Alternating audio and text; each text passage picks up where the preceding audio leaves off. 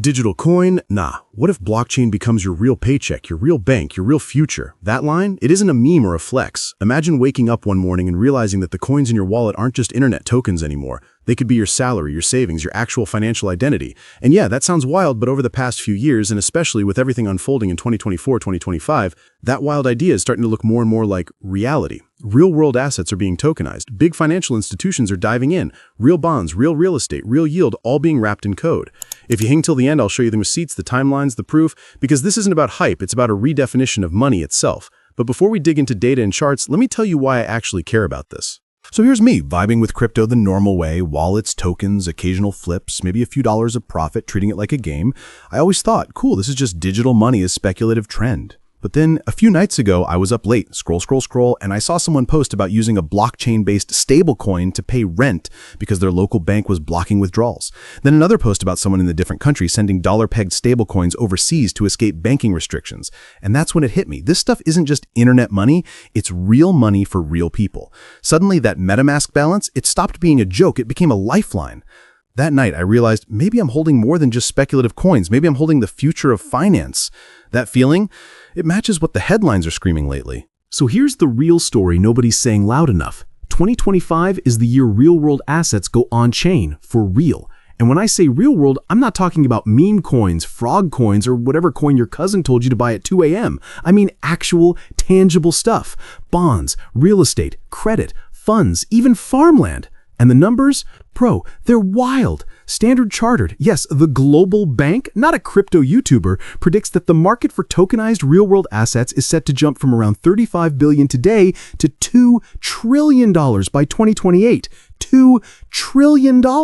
That's not a maybe one-day projection, that's a straight-up roadmap from a major financial institution. And the craziest part is, it's not fringe anymore. It's not a Discord experiment or some DeFi side quest. The biggest, most serious players in traditional finance are pulling up.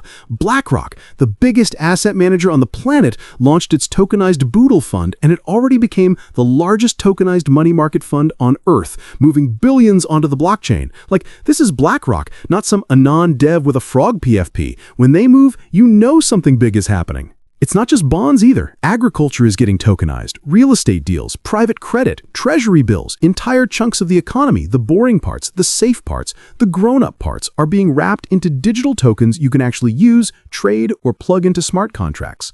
Blockchain is shifting from speculative internet casino to real financial infrastructure. And now even traditional banks are trying to reinvent themselves. They're experimenting with tokenized deposits, basically your regular bank balance but programmable. Some are building money systems where payments settle instantly, loans run on smart contracts, and yield flows automatically without paperwork. You know how banks take days to move money? Web3 tech can do it in seconds. Banks see that, and they don't want to get left behind. But here's the question, the one most people skip. Why does this even matter? Like, okay, cool, things are getting tokenized, big numbers, big names, but what does this actually do for me, you, or anyone outside Wall Street? That's where the real story starts, because tokenization isn't just a tech upgrade, it's a money upgrade. And once you understand what happens when real assets go on-chain, you'll see why this shift could change how people earn, save, invest, and move money worldwide. Let's break that down. So here's the part that really flipped my brain. Tokens aren't just crypto coins anymore. Like, forget the old days when every project was just trying to pump, dump, and go to the moon. What's happening now is way different. Tokens are starting to represent actual real-world value. I'm talking about real income streams, real estate, money market funds, US treasuries, private credit, even fractional ownership of properties in places like Dubai, backed by legit institutions, not anonymous hype pages. Forbes has been covering how major financial giants are putting real dollars, real assets, and real deals onto blockchain rails. So these aren't digital fantasies. They're digital wrappers for things that actually exist in the physical world. And that changes everything. Because when real assets move on-chain, the gap between Web2 money and Web3 money gets way smaller. Think about it. Web2 money is your bank account, your debit card, your slow transfers, and endless paperwork.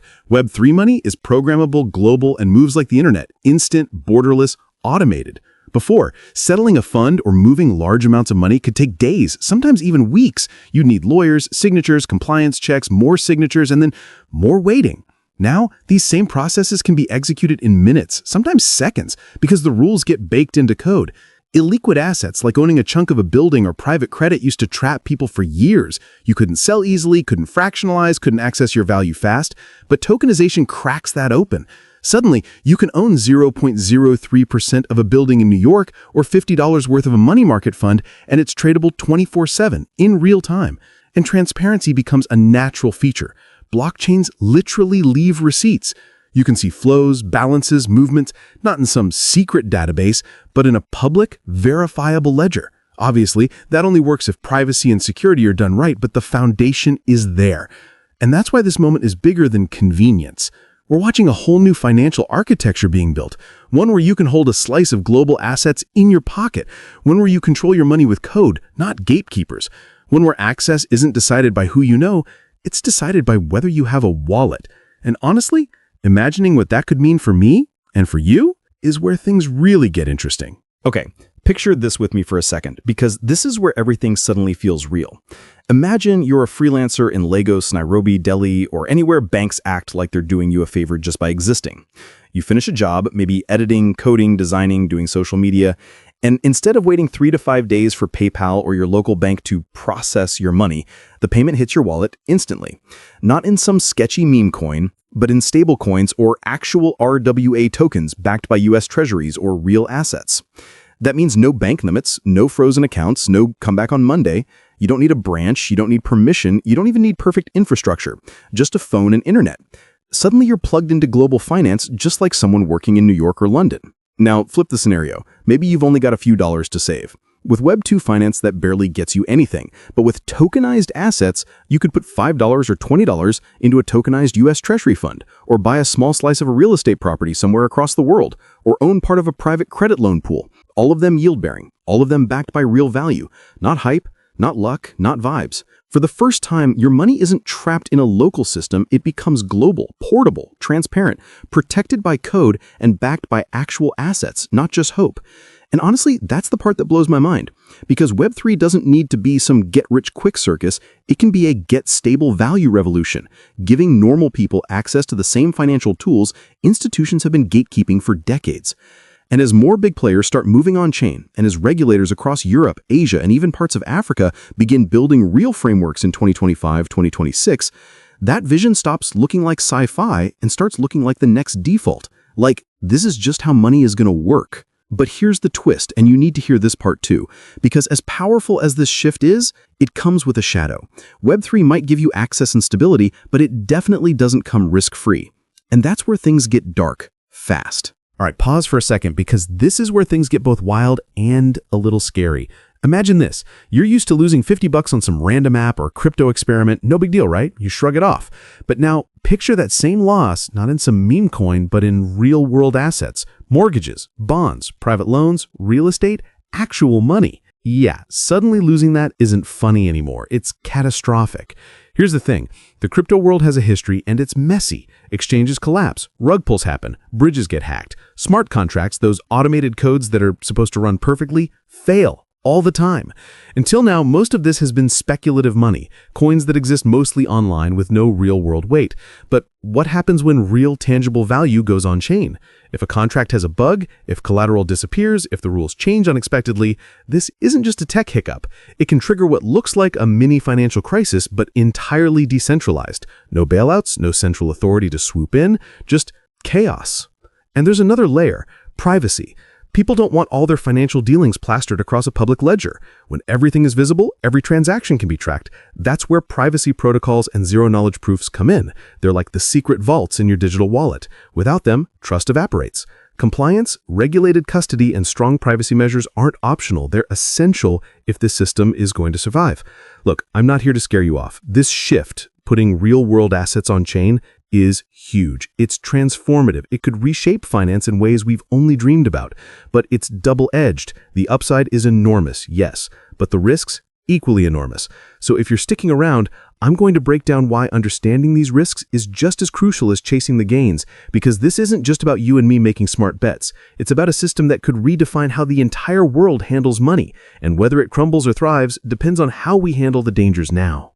Okay, now let's flip the script and look at the other side of this. Because what we're talking about isn't just tech for tech's sake, it could actually change lives. especially for people living in countries where banking is, let's just say, less than reliable, where inflation eats up savings overnight, or where investing is basically impossible unless you're rich or connected. Think about it. Places with unstable currencies, crazy high remittance fees, or capital controls that make it near impossible to move money. Right now, if you're a freelancer, a student, a small business owner, or part of the diaspora sending money home, options are limited. But with on-chain money and tokenized real-world assets, all that changes. Suddenly, someone with just a smartphone can hold a piece of global real estate, U.S. treasuries, or yield-generating investment funds. That's not just financial inclusion, that's financial democratization. Wealth creation stops being a club reserved for the ultra-rich or big financial institutions. It opens up to everyday people. Imagine the same way smartphones completely disrupted communication globally, Web3 has the potential to disrupt wealth the same way. Ordinary people could finally access opportunities that were locked behind walls of capital, connections, or geography. And here's the kicker. The big players are noticing. Traditional banks, hedge funds, asset managers, the ones who've dominated finance for decades, they're quietly building infrastructure for tokenized assets. They can sense the shift. This isn't some fringe experiment anymore. It's the next financial frontier, and everyone wants a seat at the table. But here's the reality check. Whenever something big like this happens, it attracts pushback. Regulations, competing interest, institutional resistance, all of it comes into play. And while the upside is massive, the risks and roadblocks are real. So if you stick with me, we're going to break down how this wave of tokenized assets could truly reshape wealth globally, who stands to gain the most, and why those in power might fight to slow it down. Because understanding both sides, the opportunity and the resistance, is what separates the people who just watch from the people who actually ride the wave. All right, let's keep it 100. Not everyone is going to be vibing with this. Some governments, they're nervous. Really nervous. Why? Because tokenized assets can chip away at monetary control, make capital flight easier, or even enable tax avoidance. And we've already seen it. Remember when stablecoins got slammed in certain countries, or crypto cracked down on because volatile coins threatened local currencies and banking systems? That wasn't paranoia. That was reaction. Then you've got the legacy institutions, banks, brokers, regulators, the folks who built decades of power and revenue on the old systems. Tokenized assets don't just shake things up. They threaten their very way of doing business. Governance structures, middlemen, traditional fees, all at risk. And when something threatens entrenched power, you can bet the response is going to be resistance. They might lobby hard, push for slow regulations, or in some cases, try to outright restrict or outlaw tokenized assets. This isn't just theory, it's how big shifts have historically played out. And here's another angle. Trust. Not all tokenization is created equal. Some projects are solid, some are messy, and some are downright shady. Under-collateralized assets, poorly coded smart contracts, mismanaged funds, any of these failures can tank public confidence. And once that trust disappears, it's like a virus. It spreads fast. And even legitimate projects can get dragged down with the bad apples. So yeah, this whole on-chain money thing, it's not just some hype party or a new tech trend. It's a battleground. Rules are being tested, power structures are being challenged, and trust is constantly on the line. But here's the thing. Moments like this, the ones that shake up finance at a global scale, they rarely come quietly. The pushback, the resistance, the failures, it's all part of the story. And the people who understand both the risks and the potential, they're the ones who can navigate it, who can see the bigger picture and maybe even ride the wave instead of getting swept under. All right, let's get real for a second. At the end of the day, this isn't just some tech thing or a playground for blockchain fans and crypto bros. No, this is about redefining what cash actually means in 2025, 2030, and even further down the line. Money is changing. It's becoming digital, global, programmable, fractional, and transparent. Think about it. What used to take banks, forms, approvals, middlemen, and long waits now can happen in seconds, straight from a digital wallet anywhere on the planet. And we're not just talking about coins. Real-world assets, U.S. treasuries, real estate, investment funds can be owned, traded, shared, and even fractionally invested by almost anyone. Suddenly, you're not limited by geography, income, or institutional walls. Global yield, global liquidity, global access. That's the reality starting to take shape. And here's the kicker. This shift doesn't care whether you're in Lagos, Los Angeles, or London. Once the infrastructure, regulations, and adoption line up, money stops being tied to a single country or system. It belongs to a protocol, not a nation. And if you think about it, we're literally living through that transition right now. So if you thought crypto was just about hodl and hope, Yeah, forget that. This could be about own and grow, about actively participating in wealth creation, not just waiting for the market to make you rich. It's a chance to access opportunities that were historically locked away for the few and open them up for the many. And here's where it gets personal. This isn't just a story for investors or tech enthusiasts. You're part of this too. Whether you're freelancing, building a business, sending money home, or just curious about financial freedom, these changes touch your life. The way we handle money, wealth, and access to assets is shifting, and if you understand it, you can actually participate, not just watch from the sidelines. So real question, if you could turn your skills, your side hustle, your savings, even just $10 into on-chain money, into a global wallet with instant access and liquidity, would you? Would you cash out, invest in tokenized real-world assets, or hold stablecoins for safety? Would you trust code more than banks? Would you become part of this new global financial experiment, even if it's risky? Drop a comment below. Tell me your wildest ideas. What would you buy first with global liquidity? Would you invest in tokenized real estate, US treasuries, or just stablecoins to send money across the world in seconds? I want to hear your take, because this isn't just some hypothetical story. This could be your story. I've got more insightful videos waiting for you in the card above. This is Blockchain Money.